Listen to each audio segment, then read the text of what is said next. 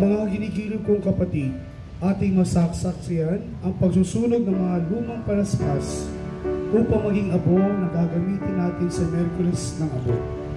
Inaanyayahan ko po kayong lahat sa katamikan ng ating mga puso na suriin at siyasatin ang ating mga sarili upang maging ganap ang pagdiriwang natin ng banal na panahon ng Kwaresma. Manalangin tayo.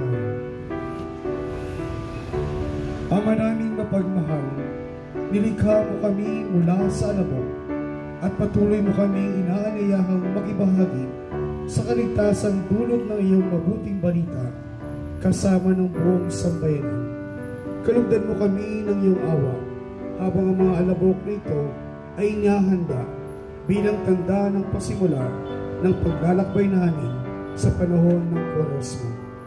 Tulutan mo ang aming paglalakbay sa ilang ng Kwaresma ay mag-akay sa amin sa lawalhati ng bagong pagsilang, bunga ng muling pagkabuhay ng iyong anak, magbunga naman ng kapayapaan, ang pag-aayunan ng bawat isa, ang panalangin ay magpapanal sa amin, upang makasalo kami sa piging na di magwawakas sa iyong kaharian.